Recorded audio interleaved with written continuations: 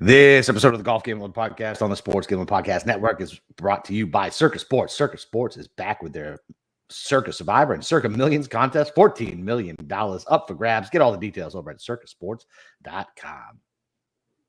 All right, D-Gens, welcome back to the 2023 Open Championship preview. It's your boy, Boston Capper, and not a new dad, but like dad again is back. Steve, the god of golf himself, Shermer, is back for the Open Championship preview. He wouldn't let us hang. We got to play the game. Steve, love to have you back, buddy. Thanks. How are the bags under my eyes looking? Not too bad. Yeah. Not too bad. I've actually been getting a lot of sleep with this new baby. They always say that babies are definitely different. Our firstborn was, I love you, honey, but you were a pain in the ass when you're an infant. This one, knock on wood so far, pretty good. So yeah, I like you mentioned, I could not just skip this podcast without just going over the course with you guys because it's a major, and B, making you very, very upset with eliminating certain guys with our little Survivor game. And it's going to be 15 trends that we're going to do at the end of the show. God. Some crazy stuff too, but they've all been pretty strong, at least for the last 10 years. So yeah, I am looking forward to that, but we're going to save all of that to the end. We are going to do a brief overview of Royal Liverpool. There's been a lot of content, really great content about a lot of the courses. Yeah. I've listened to a couple of the stuff just to see if there's anything I need to add or maybe be, correct the record. I don't have a ton to add. I think a lot of people have done a pretty good job with this place. I have some opinion stuff about it that I think I can help you guys with as far as what I'm looking for this week. So other than that, though, I'm here to kind of field your questions. Maybe look a little deep into if this place can be broken with a driver, because I think the popular narrative is it cannot. That's my main question. Okay. Right. God. Yeah. I'm going to pull up Google Earth and we can go through like what happens if you pull a driver certain holes.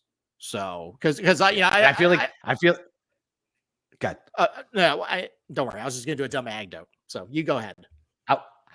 There's going to be one certain guy that I don't think you think I'm going to be on that I'm going to need you to talk me off.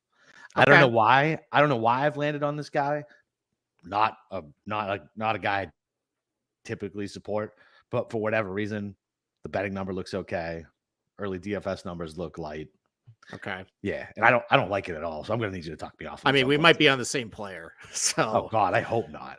Why not? Hey, listen, I was red hot before my little break. I had a bunch of second place finishes, so including both losers in the most popular chalk outright win in the last 3 years. Congratulations, everybody who had Ricky Fowler. I had Morikawa and Hadlin. Two sharper picks than Fowler that week. But hey, didn't work out, is what it is. Maybe some people thought that I just quit the show after that and just stopped gambling on golf. No, I mean, I did break the streak of having runner-up finishes. I had, I think, McCarthy at John Deere, and I only bet Homa this week in Scottish Open. So, but I'll actually have a full card. Hopefully we'll get a winner this week. Yeah, I would like that. I don't think you're on the same guy I am. But okay. I mean, you got any thoughts on Rory fucking winning the Scottish and burying the hometown Bobby kid? Everybody wants Rory to win, but this can't be the one. Like, who wasn't rooting for Bobby Mack to win the Scottish Open? Mm-hmm. And Rory, the villain that he is, comes in and kicks Bobby Mack and takes it from him because Rory's a fucking asshole. I would like to thank Rory for hitting putts today. You didn't do it at LA when I actually bet on you, but you actually did today. So I guess that's cool. That kind of came around. I mean, look, how many times have we been in this situation with Rory, with him winning the week before a major and then his hype just explodes? I mean, his hype already was going to explode with how well he was playing, defending champion here. He did the same thing at Quail Hollow before going to Kiowa, and he was Chalk City, although he's in way better form this time around than then. The coverage is going to be fucking nauseating. I won't be able to watch the mainstream shit. I will lose my fucking mind. Well, the difference between what happened in the US Open, which is why I liked him in the US Open, is because he dodged all the media. I'm like, okay, he's here to win. He's not gonna be able to do that this time around because Open champion, just won the week before, and he's gonna get asked about Liv. So it's not really, he can't hide from the media. I feel like he's answered everything about Liv. I mean, but he's got to face the media. Like, he has to face the media this week. He's not going to be able to just dodge him like he did in LA. Yeah. So, and I don't really love, I mentioned this to you, that I think there's an inverse relationship between the amount of media coverage that Rory has to take before a tournament and his success in tournaments. Masters, players, I mean, the Canadian Open, although he kind of was just fatigued, before that. Yeah. But I mean, I think he finished like 11th or so in that tournament. So, Yeah. but yeah, I mean, we'll see what happens. Did you take anything away other than the Rory win from this weekend? No, I made mention to you, the Renaissance Club is a terrible comp to Royal Liverpool. Driver heavy, little wider. Like Renaissance Club, I think it's a little unfairly maligned. I think it's a decent golf course. Problem is just it's not a true links golf course. A lot more undulated greens that we were going to see this week. I just don't see it as a great comparable to, what we're going to see next week. The Hoylake, sure, it's comforting to see some guys hit the ball pretty good. At Renaissance Club, you always want to see that. But as far as saying, oh, well, this guy did really good, or, Scottish Open, that's going to translate next week. It doesn't really mean anything to me. What about somebody who played like absolute dog shit? I mean, Morikawa played like dog shit, went off and won. So, like, I mean, I feel like there's there's been plenty of guys who didn't play all that great before, the week before and won. I mean, there's the famous examples of, Phil. We'll talk about this in the trend show or trend stuff at the end, but like Phil won the Scottish Open, won the Open Championship the next week. You had Molinari finish second at John Deere. Otherwise, though, it's kind of a little bit of a mixed bag as far as guys who've done really well the week before the Open and then going over and winning. So I'm not really all that concerned that much. Well, like I told you, I didn't watch it, so Roy didn't win. So that's just the way my brain is working on it. Doesn't count. Didn't watch it. Didn't happen. There you go. If a tree falls in the woods, doesn't make a sound if I don't hear it. Mm-hmm. Yeah, and listen, I mean, Rory has yet to win on American soil this year, so technically, that's true. That's true. Maybe that doesn't count to certain people. What about fucking Fleetwood? What? Like, why? He did exactly what you were supposed to do today, just a par machine. Dude, that's what Fleetwood does, man. I know, man. I just think I didn't bet him this week, and I don't know if I can bet him again to win outright. I just don't. What about Hatton? You gonna go back to the well with that? After he grabbed the lead today and immediately 3 bogeys, 3 fucking bogeys. Yeah, he doubled the last hole. I know. Oh yeah, so it was actually he was 4 over fucking on his last like 6 holes or whatever. Yeah, I mean, typical English guy just folding when the pressure's on him. Well, I mean, Rory's English and he fucking close somehow. English. He's fucking English. Northern Irish is English, and he would fly the fucking British flag, the Union Jack, before he'd fly the Irish flag. Mm-hmm. That fucking prick. I mean, listen, he's the only one that can unite how many are in Great Britain? Like 4, the 4 countries: Wales, England, Scotland. And listen, everybody can rally around Rory. Okay, I mean, if the native son was going to go down, it was just fitting that Rory McIlroy was the one to do it, because then it sent everybody home happy. Did send me home happy. I woke up this morning to literally 72 missed texts between you and Cameron, and I was like, I just looked at how many I was missing from our group chat, and I was like, fucking Rory won. I didn't even have to open the text. I just knew from that many texts that Rory fucking won. I mean, it's a shame because did you see the shot that McIntyre hit going into 18? I did. So I rewatched some of it. Oh, it's beautiful. But he bogeyed he bogeyed the par 5 16th. Sloppy. A lot of guys are bogeying the 16th. But that was sloppy. It wasn't like he was in a bad spot. Like it was just bad. It was. But I mean, that hole's playing into the wind, and if you're out of position at the Renaissance Club, it kind of bit you. I was very upset. All right. Yeah. So we got American Wasp in here chopping it up again. He's talking about Hatton. Got to go with the Euro this week. Yeah, probably. Maybe not though. The guy who I'm leaning on is not American or not European. BK. Okay. What am I drinking? Gin and tonic. It's Sunday night. I just got done grilling. I did salmon for me and salmon and for me and the wife, and chicken for the kids. It took forever for the grill to get going. Right. I couldn't get it up enough. All right. Okay, Capper, I got 47 minutes before I get out of here. So all right. We got a lot to cover. So what do you want to do? You want to take an ad break? You want me to go? Yeah, we're going to take an ad break. We're going to talk about Circa Millions plus the Survivor. They are both back. There's 14 million bucks in guaranteed prizes up for grabs. Circa Millions is 5 NFL picks against the spread each week, and the Survivor is just pick a different money line winner each week. You can enter in Vegas, but you can play from anywhere. Sports Gambling Podcast will be out there the last weekend in August, and go to circasports.com for all the details. Circasports.com. Okay. All right. So why don't we go over? What do you want to hit? Well, actually, I guess when I start with this, Besides can somebody overpower it with the driver? What questions do you have? Or do you want me to just go? Or do you want me to just go into like what changes have been made to Hoylake since 2014? Yeah, go over the okay changes because I know like what 10's different, 17's completely different. Is that right? Yeah, 17 is completely different hole. 10 they changed the part. Well, yeah, all right, I'll go into it. So there's been a lot of changes made to the golf course, mostly in lengthening. There's been a new hole. Otherwise, though, and I'm kind of going to show it to you guys, it didn't really change for me how you're actually going to play it. Like the changes to Oak Hill fundamentally changed like the type of guy you wanted to, bet. It turned from betting Furyk and Duffner into betting Brooks and Bryson. Here, like it's all these changes really did was not necessarily toughen it up, although I think the greens might be a little more complex than what they were back in 2014. It's more to just modernize it to how these guys are, say with how long they hit it. So why don't I pull up Google Earth here? So, I mean, there's just kind of a handful of changes here. You can still see it, right? So you're good. Okay. So they added a couple fairway bunkers. On the par 5, fifth hole, it's only 523 yards. We plays into the wind. It's prevailing west wind. So you can see back in 2016, you had this bunker right here. This bunker over here didn't exist.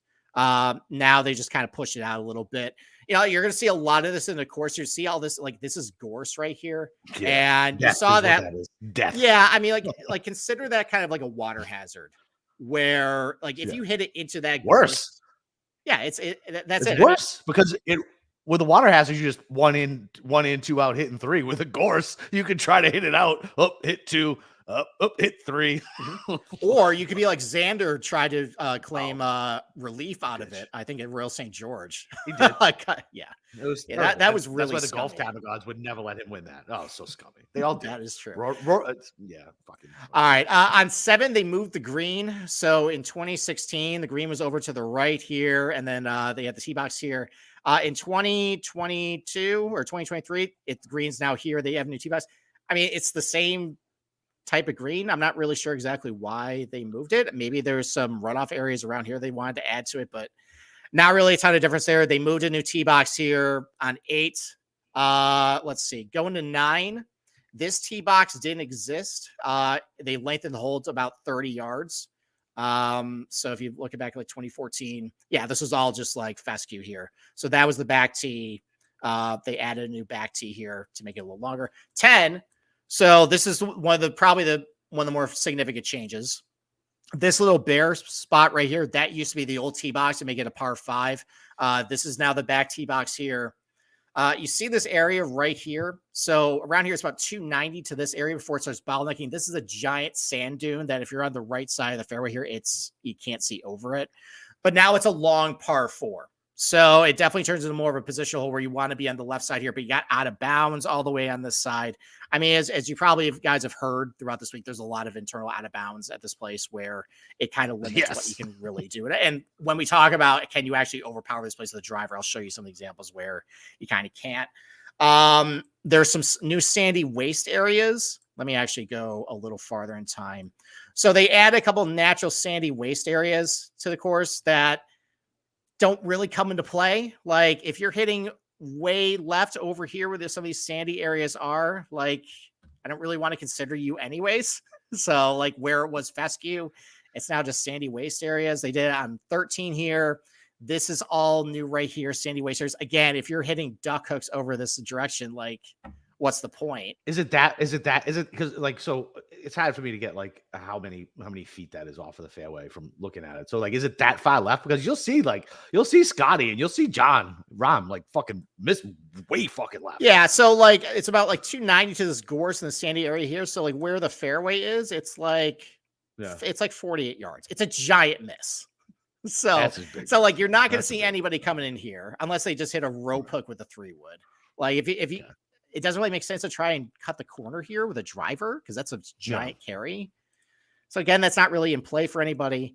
15 here. So this was, I think, hole number 16 because the changes to number 17, which I'll talk about. It allowed them to add a new back tee right over here. So before the tee was right here, and this was, I think, the tee box to the old par 3. Now they use that old tee box for the old par 3 there. And it's not part of the par 5. So it's 620 yards. I think it played like 575 or so back in 2014. So a lot of length added to it. You do have the wind to your back, though. And then there's a lot of bunkers down here, like, 340 carry to this pop bunker, 313 here, 372. So this is a driver hole. This is one of the few holes that, Rory in his final round was hitting driver in it. So, and this is driver. There's no reason not to hit driver here. And then I'm sorry, were you gonna say something? Yeah, so I was gonna ask you that. So famously, Tiger fucking never hit a driver. Yeah. What was the percentage that Rory hit driver when he won? Okay, why don't we just get into I know it? the weather conditions were a little different. Okay. Well, they were kind of different. I mean, it wasn't quite as baked out, but it still was firm. There was a giant wind split that week that I'll talk about in a little bit as far as weather implications, because that's really important for this week. So in Rory's final round, which is really the only record I have, he hit driver 4 times. He hit it on the first. He hit on the first hole here, which again, there's no reason not to hit driver. That it's into the wind, but it's straight away. So you might as well just nut up, hit a driver here. He hit on the par 5 fifth, which we looked at earlier. Again, just you got to just nut up and hit driver there. Is fifth one of the ones that is now over 600 yards? No, that's still 523 into the wind. So, but still, like, just where the bunkers are, you have gorse here. You're way far back into the wind. Like, you might as well just nut up, try and hit like a nice little draw here. That's all you can really do. On 7, he hit driver. Again, there's a lot of room here. It is downwind, but there's a lot of room for, rollout there. And then he hit driver on what is now hole 15, which was 16 back in 2014. So, but the question is, I mean, a lot of people have been talking about is, Tiger famously used iron and only driver once. Rory put the driver in the bag, and it is true that for most people, you can definitely get around Hoylake without hitting driver, but that was 10 years ago, and the game of golf has really changed since then. But I do think that just how Hoylake is now, it still doesn't make a ton of sense, like, to hit driver. So, like, I'm going to start showing examples of holes where, like, maybe you can hit driver. So the second hole, this is one where Rory hit an iron. So you got 3 bunkers over here, 310, 300, 333. Again, you get the wind to your back, but, if you pull driver, you have out of bounds all the way over here. The one thing about Hoylake too is that when it goes from fairway to like intermediate rough to like just hay, it's very, very quick, the progression. Okay. So yeah. So like, what's the benefit for hitting driver on the second hole? I mean, unless you can carry all of these, which theoretically you could, but you can hit it in the hay. There's not a whole lot of room here. You can hit it out of bounds. Or you could just do what Rory did, hit an iron and then set up about a 160-yard shot into the green. Yeah. Like, it's pretty manageable at that point. This is the one that people are going to talk about a lot as far as if guys are going to be able to cut the corner. So this is the one with this is all out of bounds over here. This is the third hole. So 275 to carry over the wall here, 300 here. Again, like I think they mentioned that this is going to be the thickest rough in the golf course here. So if it's playing firm, it's just going to run into the hay, and you're just playing luck at this point. So is just the play still to just play positional golf into the middle of the fairway here? Probably, I mean, like I was going to say this, earlier, like, I like Sigmund Bloom of football guys. And he says, every strategy can work in fantasy football as long as you just execute it. And sure, like, can you hit driver a lot of places here? You can, but when I try and look at as far as like, okay, do you have like a big advantage as far as like hitting driver or not? It's more about like, how much of an advantage can you actually get? And just on a lot of these holes, I don't see a ton of benefit to doing it. Like, all right, this is the quote unquote drivable. Well, let me ask you this though, right? So yes, like, so the gain might be small, right? But these guys have fucking analytics teams with them now. Do you know what I mean? Like, these guys have they're like, okay, you will get a 2% or like whatever, a 1.5% gain if you can hit it here. So that goes into like some of these higher end golfers thinking, doesn't it? I mean, that's the whole reason they have these. It does. They have the stupid Anon. What's that fucking thing they give money away for that nobody knows what the company is? The Anon. You know what I'm talking about? The QAnon. No, not QAnon. No, not QAnon. No, And not Scott add-on Piercy. risk reward, No. I think. Yeah. That's it. Yes. See, you Okay. knew what I was talking about. Yeah. So like nobody knows what Anon does, but they give away fucking $30 million to golfers randomly every. Well, fucking I year. guess why don't we just keep going through the exercise ends? All right, so this is a drivable par 4 fourth. I mean, you got the wind to your back. So if you hit driver, you bring all this gorse into play right here. This is all kind of sand dunes down here. You got to carry over some bunkers. This is only about 25 yards, a fair way to work with. So, I mean, you could, but you also can just get a guy who can just, hit an iron to here and set up 110-yard shots into the green or a 100-yard shot. I mean, with 8, this one I could see guys pulling driver on the 8 because it is just straight away. I mean, you do have gorse over here, but otherwise, though, it just kind of hit the nut up and hit the fairway to really shorten it up. Yeah. Could do that. On 10, again, like a driver might be too much. If you end up in the sand dune right here, you're just kind of screwed. This is all out of bounds over here, and it just kind of bottlenecks. How wide is that fairway right there? Right here. Yeah. This is 15 like yards. Yeah, 15 yards. God, Jesus Christ. So, this right here, it bottlenecks to about 16 yards, and this is a hill right here. So you saw guys just kind of lay it up to the hill and then just had a 140-yard shot into the green here. On 12, you could try and cut the corner. I could see this turning into a driver hole, especially because, and this was actually one of the ones that they changed. So they added a bunker here where if you hit 3-wood, like guys would comfortably hit iron and 3-wood and just be short of these bunkers. Now they added a bunker here, which means I think at this point, just hit driver here and shorten up the hole. So that could be one where I think the strategy would change. Okay. Let's see. On 13, let's see. That is the par 3 here. 14. Again, you could try and cut the corner. You don't have a ton of real estate to work with, though. It's 21 yards, and if it's just rolling here. Oh, yeah, I can't imagine. So yeah, and you got to remember too, like from the tee shot, if you're cutting the corner all the way here, it is a, where is it? It's a 315-yard poke with a crosswind. Right. So the easy answer is just 315-yard poke. Yeah. So the easy answer is just put it here and just set up a 160-yard shot into the green. 15 driver hole, 16. Rory hit iron because he was nursing a lead, but that's probably a driver hole. A 6-stroke lead that went to. He was holding a 6-stroke lead, right? And he only won. Yeah, he was, and that's probably explains why typical Rory puke. Well, that probably explains why a lot of this was very conservative. But 16, you probably can hit driver. 17. So people are going to talk about 17 this week, and I just remember all the chatter from LACC hyping that short little par 3 up. The only way this is going to be challenging, though, is the only way this is going to be challenging is if there's wind. Like, I understand it's a postage stamp green, but I understand that there's, this bunker right here is supposedly death bunker. Even though I watched a Rick Shields video, and him as producer got up and down easily from out of there. Well, that's not a good sign then. No, I mean, this is all like, if you are long, it is pretty much dead though. But really, if there's no wind, which it doesn't look like there's gonna be a ton of wind, like guys are gonna hit a lot of birdies on 17. And then 18, this one, I think you're really gonna like this hole. I want to see people put it in the fucking ocean. Yeah. So it's they're not putting it in the ocean on 18. So this is 615. No, 17. All right, the 17, 18. So this is a par 5, 615 yards. You have all the internal out of bounds all the way this way. And it's into the wind, right? No, this is downwind. So you have all your bunkers here about 330, to carry here. So you have bunkers over here. Out of bounds, basically it goes from fairway to out of bounds in about 3 yards per se. That's beautiful. Yep. And then out of bounds goes. I say it's beautiful until one of my guys puts it in on Sunday and I fucking throw my remote and break my TV. Yeah. So like you're going to see, especially if it's downwind, you're probably going to see guys hit irons or 3-wood, and just so they don't hit it out of bounds here. Yeah. So like, I still think, are there opportunities to hit more drivers here?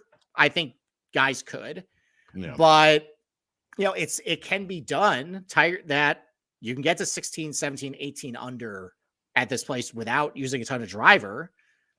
I still think that strategy can definitely hold for this year, and you can definitely get around. So I think on a lot of holes, sure, there is a big reward, but I don't think the difference between the reward you would get by hitting driver is that much different than like laying back. Considering how scoreable I think this place is going to be, which I think is going to be very scoreable this week. do you think? What do you think? What do you think the winning score is going to be? Well, you want to talk about weather right now? I Yeah, mean, what do you think the winning score is going to be? well, so they eliminated one of the par fives to make a par four. So chop off a stroke and a half off the winner's winning score at that point. I think 18, 19 under, probably. I mean, they've gotten some rain recently. So it's just going to soften up a little bit. I mean, what? Tiger got to 18 under. Rory was at 16, and that had a little bit of wind issues, I think, on Sunday. And just guys are better now. So Yeah, I think probably 18, 19 under is probably going to win again. So I know you don't like it, but like that's kind of been I fucking hate it. It's the worst. Well, the last time there was a really the last time there was a really difficult Open Championship was probably Troon, where yes, Stenson got to 20 under, but like T5 was like -6. So other than that, though, like last year got to 20 under. Royal St. George's, I think the winning score was only like what 15 under, but it was really bunched because it was soft. At Royal Portrush, I think Lowry was 15 under. No, Carnoustie in 2018. That was difficult. I forget about that one. So that was -8. The whole point to go over to this awful island that used to fucking try to own the fucking world is to get windy fucking golf. If they can't guarantee windy golf, let's stop going over to those limey pricks and we might as well do a John Deere at fucking 25 under. So you want to just stop doing the Open, depending on the weather. Just cancel it and go to I don't know. Name a golf course. Go to Torrey Pines. So you want to hold the Open Championship probably at Torrey Pines? Let's do it. Oh God, let's do it. Let's go back to fucking Canada. Let's go to South America somewhere. Like the line. South America. I don't know. It's winter there right now. Although that would actually help your argument. Yeah, I want listen. Watching guys with no weather. Like the only reason I enjoyed last year is because Cam Smith fucking snatched Rory's soul and it made me fucking so happy inside. Like that's the only reason I enjoyed it. Other than that, like I thought, you remember the text? This is bullshit. Like it's not hard. Like it's but you know it wasn't bullshit though. When you and I on Saturday said we need to double down on Cam. Well, actually, I would join you on Cam Smith. I said you need to double down on Cam Smith at like 14-1 at that point. Yes, it was beautiful. And it worked out great for both of us then. Man, I miss betting on Cam Smith. He made me so much fucking money. Well, you can bet on him this week. Oh, I will. Just because. I don't think it's a great fit for him, but listen, all right. So before we jump into anything else, we go to ad reads. So Wasp says, I love the neck deep analysis, but don't just come down to who's got the biggest balls. I would say yes to a point. Right? To a point. Because Morikawa, we thought he had balls back then, right? But I don't know. He hasn't done anything in a minute. But Morikawa, like Wasp says, is a natural gambler's choice for this week. I mean, does Zach Johnson have balls? Zach Johnson? He's won an Open. Zach Johnson's got big balls, dude. He's still out there grinding it. Okay. 14. How old is he? 41? Fucking plays like she's like Ryder Cup captain, sir. Put some respect on his name. How about Molinari? Does he have balls? Yeah, absolutely. He used to have balls. A little guinea. He used to until his soul got stuck at then they went to the bottom of Race Creek. Yeah, exactly. He had balls for like 8 months. And then God, he was so good from like summer of 2018. I know. He won Bay Hill before the match. Oh God, he was on a heater, and then just Tiger murdered him. Like he did to a lot of people, to be fair. Yeah, but to be fair, like I had a pretty hefty ticket on fucking Molinari. Like I had him in DraftKings everywhere. Like I was so I know. Yeah, I mean, you and I were the only ones not rooting for Tiger. You had Molinari. I had Koepka that week. So I know. Yeah. I couldn't even enjoy Tiger's win. I was so fucking it was so relatable because there was that famous video of Koepka on the tee box on 17 when Tiger stuffed the birdie and Koepka just looks so mad. I'm like, that's me right at this point. Like I can't enjoy this right now.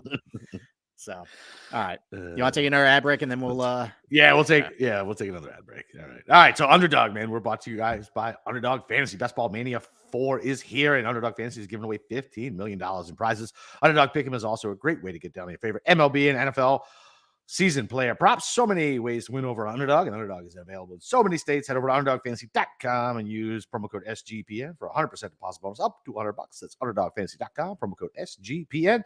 And listen, don't forget to go rate, subscribe, wherever you guys listen, watch, YouTube, Spotify, Apple.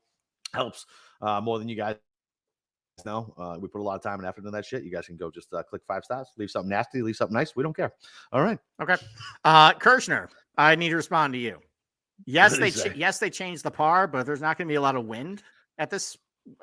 What's looking up this weekend, and so initial scouting report on what this is looking like.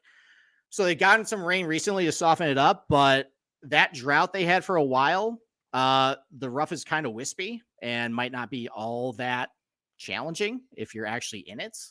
So I heard all this intel from Peter Finch, who played the golf course, I think, a couple weeks ago. He thinks that guys might really light this place up. So that's what I'm going on. And that's why I think it's going to be probably upper teens that wins this thing. Listen, I'd be fine. I'm fine with upper teens, but I don't want to see a fucking 2, man. It's not going to be low teens under par. I don't care that they changed the par. There's not going to be a ton of adversity to this golf course this week. Listen, it's Monday. Wait, no, it's Sunday. Mm-hmm. It's Sunday. Weather can change. It definitely could, but just based on what I'm looking at right now, yeah. I mean, the only defense of this place is wind. That is it. If not, though, it's very straightforward. It's kind of a yes/no execution test as far as, okay, you just got to hit it here. The greens are kind of flat too. Like, this definitely could turn into a putting contest quick if it gets kind of soft and just it isn't all that fiery. So yeah, I mean, just you've been warned, guys. Yeah, that's fine. And Wasp wants who has balls, make it a whole segment. The problem is I'm so biased. Like, it'll just be the same fucking 5 guys for me every week. Okay. All right. So we gotta get to the game. So just in general, what I'm looking for. Yes. So let's go. Look, I mean, like I think, yes, you can pull driver, but I think you can definitely still keep it in the bag. So I kind of want guys who can be comfortable in that mindset, like your plotters, where you just kind of do target golf, pick your spots, be patient. I think this Open is going to be more like your typical Open as far as like your skill sets you tend to think would do well here. Like Royal St. George was kind of fucked up because Morikawa won. Last year was just bomb and gouge fest at St. Andrews. This one is more along the lines of like a Troon or a Birkdale or that like type of mindset. Okay. So I do think it's going to be more along those lines as far as like the types of guys you want to look for this week and not kind of these mold breakers of what we saw the last couple of years. Right. I definitely still want to lead iron play. We're talking about the trends section. That is a very correlated stat as far as really good iron players do really well at the Open, especially if there's going to be a lot of guys hitting irons and less than driver off the tee this week. I want you to be really good from like 150 to 225, and then like with your longer irons that you're going to use off the tee. Okay. I think I want a good putter. They say that Royal Liverpool is kind of a putter's golf course because the greens aren't all that challenging. I also want a good putter too, and I've been talking about this with Cam and about like, if Scheffler's going to do well. And when you're on slower greens, like you got to be a really confident putter. Like you got to know the speed. You got to get it up right up there to the hole. And you're not going to have like, fast greens kind of help you get it to it. And if you're struggling in that department, like I don't really want you at an Open. So okay. I think I want kind of guys who can putt or at least not 3-putt. That's another kind of correlated stat that you see here. The driving accuracy thing though, like just because you got to keep in the fairway, it is kind of penal if you stray offline here with the head turn out of bounds, the gorse, the hay. Like driving accuracy on the PGA Tour, all that measures is how you do with a driver, not with an iron or less than driver. So yeah, like how much do we read into that, right? Because we've always said I want to know what the club down stats are because of the old school Gary Woodland joke. Oh, he's great. He's great when he gets the club down, but nobody actually. So case in point, at Royal Liverpool in 2014. So here's the leaderboard of the top 10 and what they're doing in driving accuracy coming in. So Rory was 134th in that department coming in. Fowler's 126. Sergio was 53rd. Jim Furyk was 10th. Mark Leishman was. Furyk was good about 10 years ago, though. Furyk was good. That kind of speaks to how it's kind of neutralizes the field. If everybody's not hitting a lot of drivers, it kind of makes it a little wide open where a Furyk can do just as good as a Rory. Leishman was 136. Adam Scott was 67th. Charles Schwartz was 96. And then Graham McDowell was 17th. Damn. So, like, it's kind of a hodgepodge. Like, just saying, okay, I want accurate guys. Like, a lot of guys who are not accurate when that's happening. Yeah, because that's what, like, I've heard, like, Cam Smith's not a fit because he's wild off the box. Well, I'm like, well, I don't really know what he does with a fucking 3-wood or an iron off the box. I would imagine since he's a fucking great iron player that he's probably fine off the box with a fucking iron. Right. I mean, you got to hope that the times he has to hit driver where there might be internal out of bounds or something, he just doesn't. That might be the difference between him and winning and losing. Right, correct. But yeah, he can definitely still post a good finish. Yeah, especially if he scrambles his balls off and he can drain a 56-foot putt from nowhere. Yeah. I mean, good around the green too. That's just kind of standard practice for a guy who tends to win. Like that profile guy tends to be really good, around the green and ends up winning. And then just like comp courses. So because if I want like a plotter mentality or, guys who take lesson driver. So Andy Lack and Steve Bamford, they did a podcast. They threw out a couple of comp courses, mostly focusing on just Ricky, Sergio, and Rory. And I thought they did a pretty good job with some of those. The ones they threw out were TPC Sawgrass, which I very much agree with, because that is definitely a plotter's golf course where if you are offline with a driver, it can punish you. And you are hitting a lot of lesson driver at that place. TPC Boston, that's a weird one. I don't see how as a golf course it's a good fit, but Sergio's done well there. Fowler's won, Rory's won. DJ fucking ran away with that shit. We'll talk about him later. PJ National, again, you got the Rory, Sergio, Ricky, Adam Scott connections there. I think that's a good API. one. They said API too, right? They did not. I don't think they said API, but I think that the API is a great one. Okay. I think so too. Yeah, I mean, so Rory won it. Sergio's done really well there. Jim Furyk's done well there. Leishman's won there. Adam Scott's done well there. Graham McDowell has a run of finish there. Even Eduardo Molinari, who, by the way, both Molinaris played really good in 2014. Eduardo Bessa's brother. But again, Francesco Molinari's won at Bay Hill, and Eduardo finished, I think, second there in like 2010. I think Bay Hill, even though like you wouldn't think of it as like a great comp because a lot of water and Bryson's overpower the place. Yeah. Like that is one where it's fairway, you're basically fine. Anything else off of it, you're kind of screwed. You're dead. I think it's a good comp. Colonial, that's like plotter mentality. Ricky did well there last year. Sergio's done well there. Furyk's done well there. Adam Scott's won there. So like just that general mindset that can work. Hamilton Golf and Country Club, where they played the 2019 RBC Canadian Open. Rory won it. Lowry finished like top 5 that week. Furyk was in the top 15 that week. He's actually Furyk has won at Hamilton Golf and Country back in like 2006. Really? Graham McDowell was in that top 10. You keep saying Graham McDowell a lot. I don't like this. He was in the top 10 at Royal Liverpool. You got Innisbrook. It's kind of a weaker one, but Furyk's really done really well at Innisbrook. You think Innisbrook is though? Well, because that's kind of plotter, that's plotter mentality.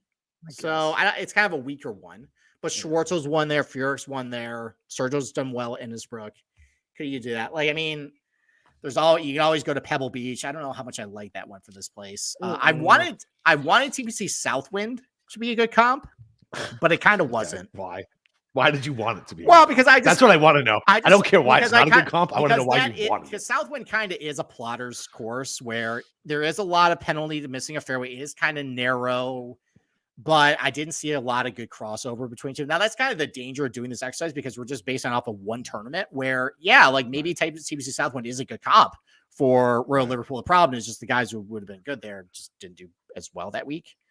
So, although Dustin Johnson's done well at Southwind, and then I think he was top 5 going into Sunday, and he faded. All right. So, but I guess if you're somebody who wants to use comp courses, use stuff like that, where it's more of like a mentality and a mindset and a vibe kind of the types of guys who do well there. Not necessarily, this got these greens or these architects, all that stuff. It's like I'm doing a podcast with BK. It's a vibe. It is a vibe. Listen, a couple years ago when we did the 3-way podcast with Nagel, my 3 favorite picks in the $9,000 range were Louis, Spieth, and Morikawa. It was all based on vibe, just like who I think is good in like an Open Championship mentality. I had Louis and Spieth. It was the worst. I know, and I realized at 3 in the morning. Mad. I was so mad. I realized at 3 in the morning, I'm like, why didn't I bet Morikawa? So I jumped on a 20-1 before he buried like a long birdie putt, and I was like, okay, that worked out for me. Yeah, but I mean, that's basically what I'm looking for this week. Okay. So, all right, well, let's play the game. You got about 18 minutes left based on. I do. I might be able to stretch it a little bit. Okay. So there are 15 criteria that I came up with, and most of the guys, if you look back in the winners, they satisfy the lowest number of the last 10 years is 11 by Stenson. Ernie Els satisfied 13 of the 15. 6 of the last 10 have satisfied 14. criteria. Cam Smith only satisfied 12 because of like his Open Championship history mostly. But only one guy has done all 15. That's Phil. Really? But Interesting. 7 of the last 10 satisfied at least 14 of these criteria. So 14 out of 15. Yeah, basically. All So right. why don't we start chopping? Let's do it.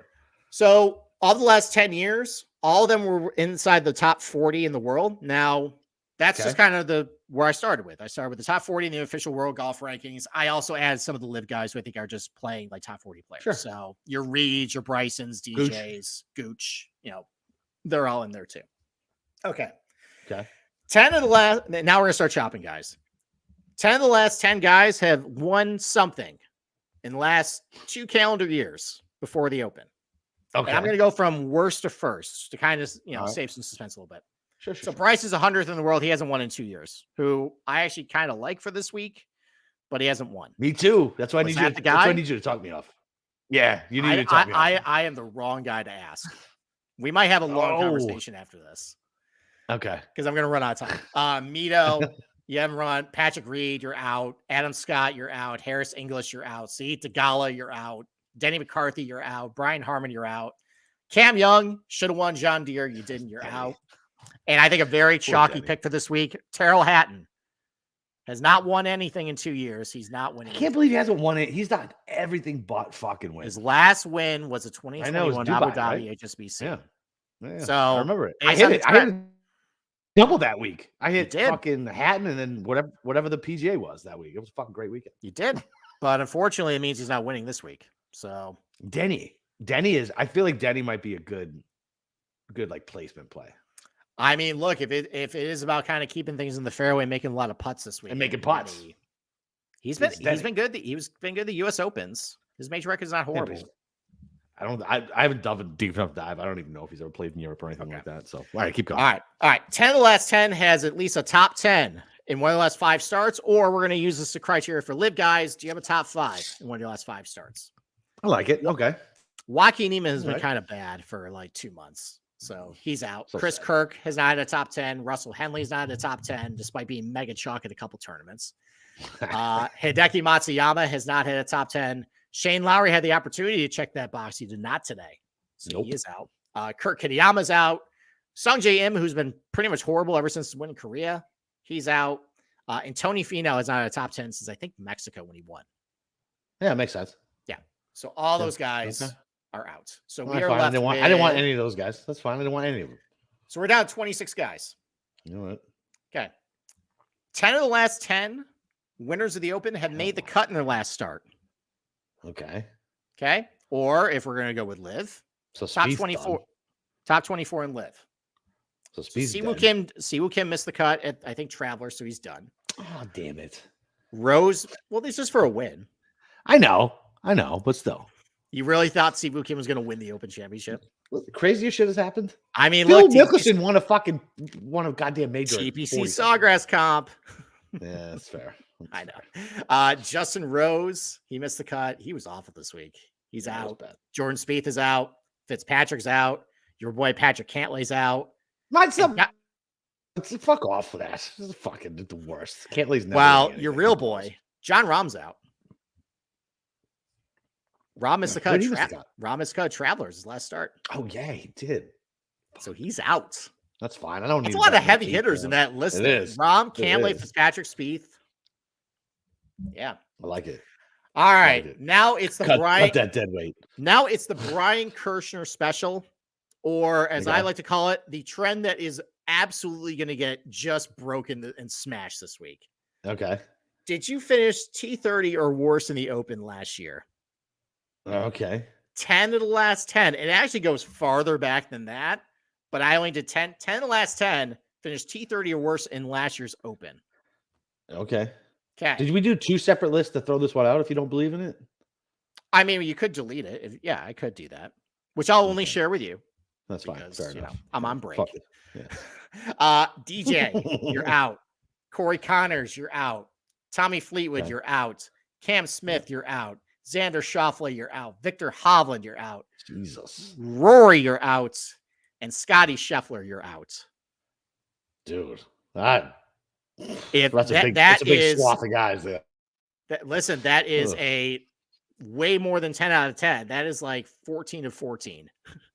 Is it really? That trend has happened. That if you finish T30 or worse than last year's, This is the same, Open- but this is the same bullshit. Why we didn't bet Morikawa and stupid fucking. Oh, I know. Rockefeller's goddamn I know. tweet. This is, and the fact that Cam sent this to me, it means it's going to get absolutely broken this year. But Yeah, so it's like when I was an advisor, and like somebody would talk to me and they'd be like, "What do you think?" I hear the grocery store clerk talk about like fucking Bitcoin. I was like, "Get the fuck out of Bitcoin." Yeah. Fucking- yeah, so that is going to get smashed this year. But for the point of the game, and this is really kind of for entertainment purposes, but kind of getting you thinking about what types of guys should be betting. Mm, They're out. mm, So mm. far, we've eliminated Rory, Scotty, Hovland, Xander, Rom, Cantlay, Hovland. Steve. A lot of guys, a lot of really good names. Like it. So we are down though to 12 guys. All right. Okay. Now we're going to start getting into Is Homa still there? Homa's still here. Mm, Not for Homa's long. not Not for winning long though. shit. Yeah. Okay. All right. Fair enough. Now we're getting to some things that are not 100% accurate though. 9 of the last 10 guys who won the Open had a top 15 in a major in the last like year. So Okay. like been the mix of the major.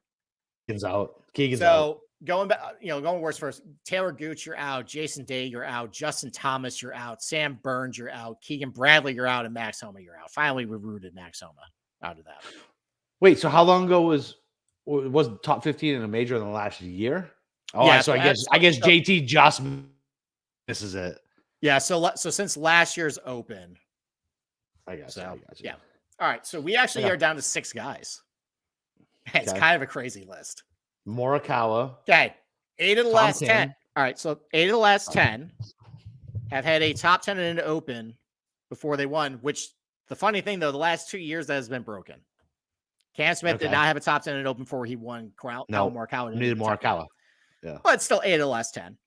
Okay. So, and like going even farther back, like, Darren Clark had a top 10. Louis didn't, but I think Sink might have. Harrington definitely did. Yeah, definitely. It's kind of a trend. So, Okay. Sepp Straka, you're out. Tom Kim, you're out. Wyndham Clark, you're out. Okay, so we're down to 3 guys. So we're down to 3 guys. Morikawa, Ricky Fowler, and Brooks Koepka. Yes, we are. Good job.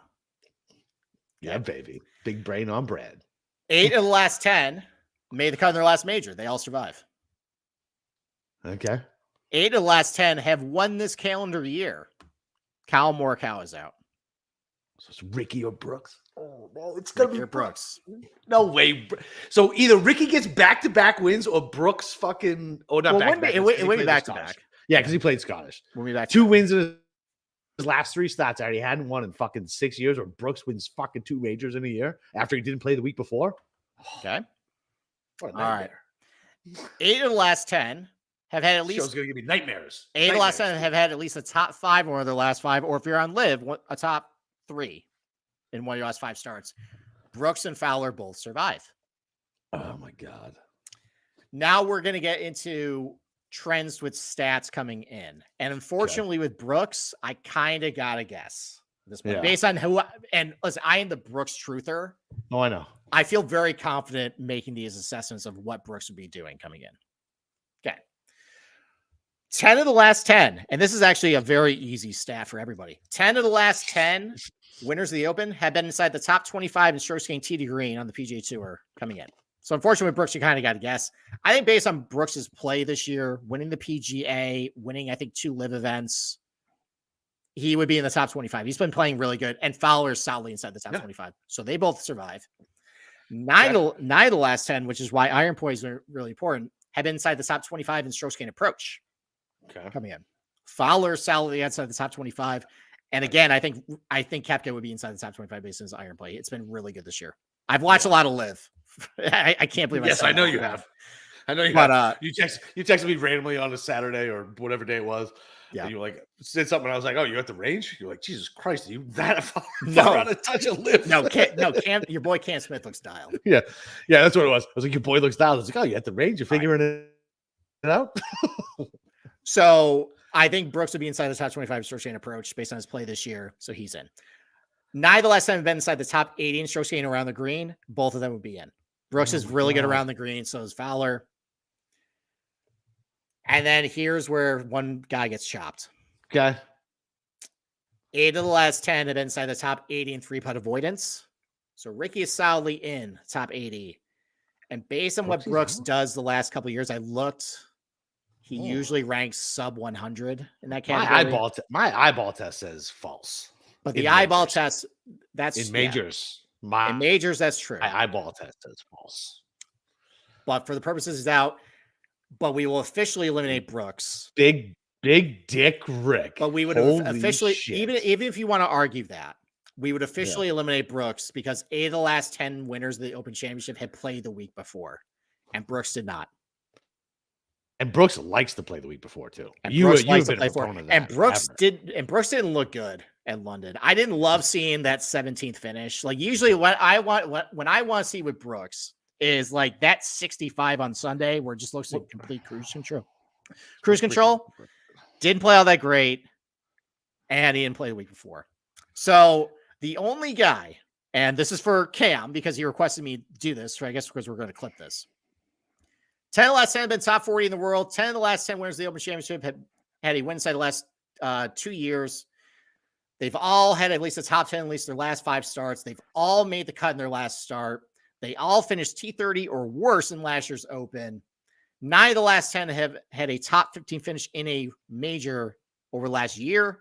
8 of the last 10 have had a prior top 10 in an Open. 8 of the last 10 have made the cut in the last major. 8 of the last 10 have the win exactly in this year. 8 of the last 10 have had a top 5 in the last 5 events. All of them have finished top 25 or are in the top 25 in stroke gain tee to green on the PGA Tour coming into the Open. 9 of the last 10 winners of the Open have been inside the top 25 in stroke gain approach. 9 of the last 10 have been inside the top 80 in stroke gain around the green. 8 of the last 10 have been inside the top 8 in 3-putt avoidance, and 8 of the last 10 have played the week before. Your winner of the Open Championship that satisfies all those criteria is Ricky fucking Fowler. Ricky fucking Fowler. Oh my my goodness. Unbelievable. Unbelievable. I love it though. I'm fine with it. What's funny is like I was like, I was thinking about playing him on the one and done. That's why I ended up using I don't know, some other bum. Yeah. So to recap though, of the last 10 years, only one guy has satisfied all 15 of those criteria and gone to win, and that's Phil Mickelson at Murphy. Okay.